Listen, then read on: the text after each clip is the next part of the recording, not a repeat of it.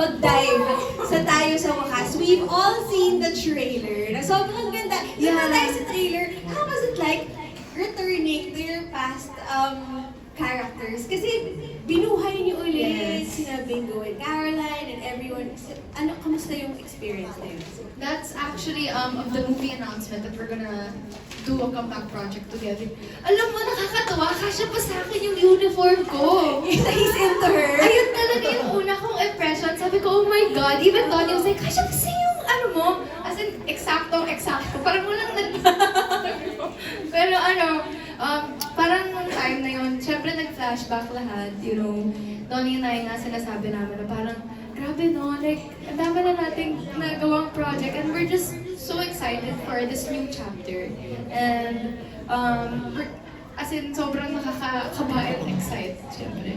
May iba ka ba pwede ikwento sa amin bukod dun sa uniform? Like, ano ba yung mga fun na memories shooting that movie announcement? Our supporters are actually involved.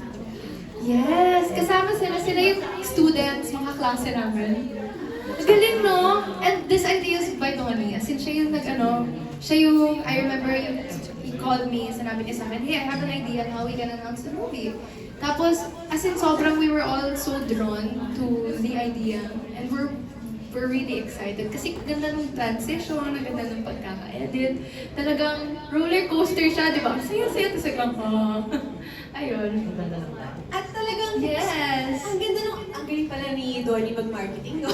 Ang galing niya! Na-curious lahat, parang ayaw nga, no? Tsaka parang biglang nabalik kami dun sa journey nyo bilang Donbel. So, ano na ba itong next? Ano itong Tayo sa Wakas? So, doon na tayo pumunta. What can you share with us as of now tungkol sa Tayo sa Wakas?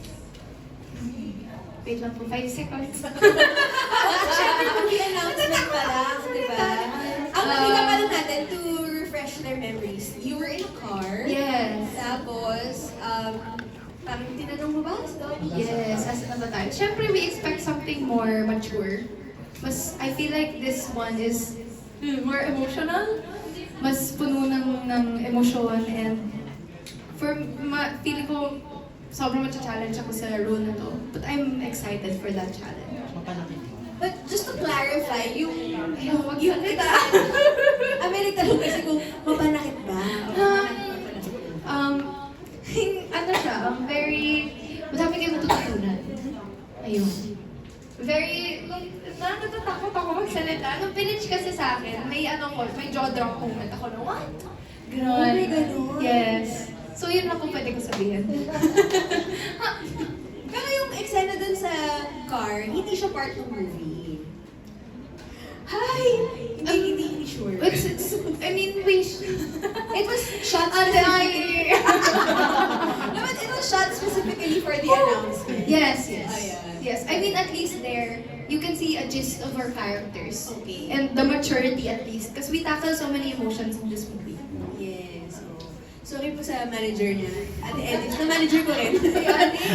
Nalalagay ko po siya sa alanganin. Wait lang. Okay, serious. Okay.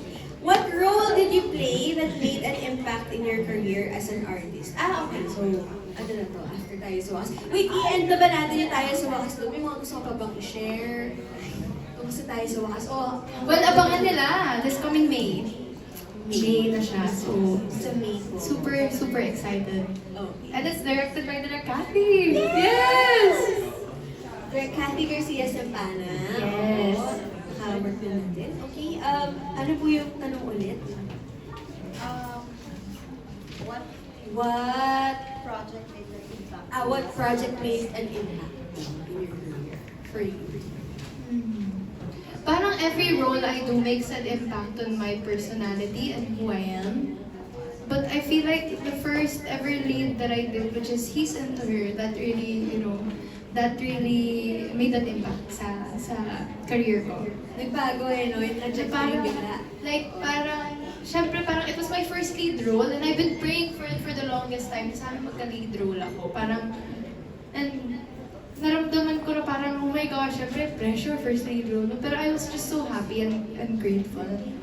And it came at such a very unexpected time kasi pandemya yun, Yes. diba? So grabe talaga yung struggles nun. Tapos Yes. sobrang, ano siya, light amidst the darkness, yung Easy Interview project. Not just for you, but for everyone sa ABS-CBN. I remember that. So, iba talaga yung project na yun. Yes. Okay, ngayon naman, let's hear from our friend from the media. Give it up for Tin Bailon of Kep.PH! Hello po. Ayan. Lately kasi parang nagkakaroon kayo ng project ni Donnie na magkahiwalay. Nanibago ka ba na hindi kasama si Donnie? Yes! Nung una, alam mo, nag-usap kami isang beses po ni Donnie. Sabi ko, kinakabahan ako, hindi kita ka-work. Siyempre kasi meron kaming, tawag doon, dynamics together. Pero I feel like it was very much needed since he's doing Ronga and I'm doing Meet, Greet, and Buy for this movie. Parang it allowed us to grow more. So, and parang makikita mo yung maturity, syempre time, parang mas nag-grow kami. So, hopefully, yung movie na to, mas mabigyan ng justice yung story and yung characters po. Napag-uusapan niyo ba yun na kunyari si Donnie, may magkaroon siya ng ibang kapartner niya sa Roha, tapos ikaw sa ibang project? Well, kasi we're very open naman to, I mean, we've spoken about showing support as long as it's for the growth of each other. So, whether that's working with each other or with someone else or apart, as long as the other person grows, and that's what I love about us is that we're really supportive of each other and we're very open about it.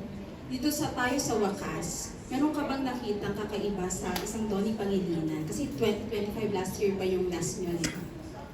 Sorry po. So, meron ka bang bagong nakita kay Donnie? Sa tayo sa Oo, wakas? tayo sa wakas. Di ba po kami nag-shoot?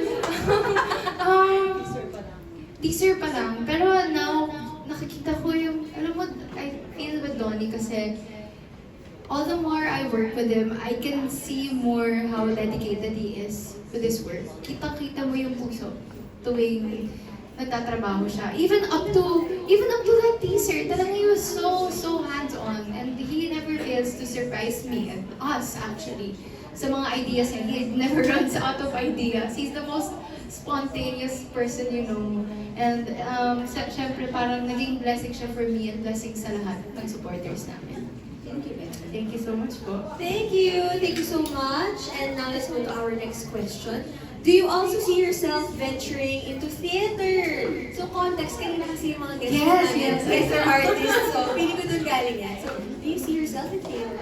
Why not? Pero feeling ko iba yung challenge sa theater, no?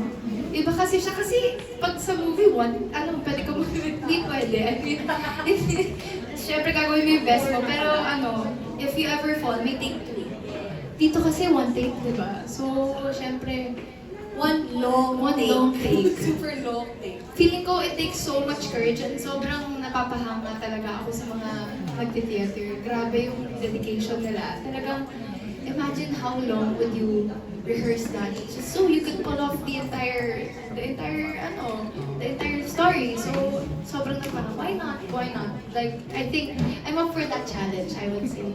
Tsaka syempre, iba yung meron ka ng acting and singing experience. Yes. Yung talaga yung kailangan sa theater. So, tsaka may dancing din ako. May choreography. Kaya mo. Alam kita namin sa asa. Daming workshop. Yeah, talagang hindi ka lang triple threat, quadruple threat. What made you smile today?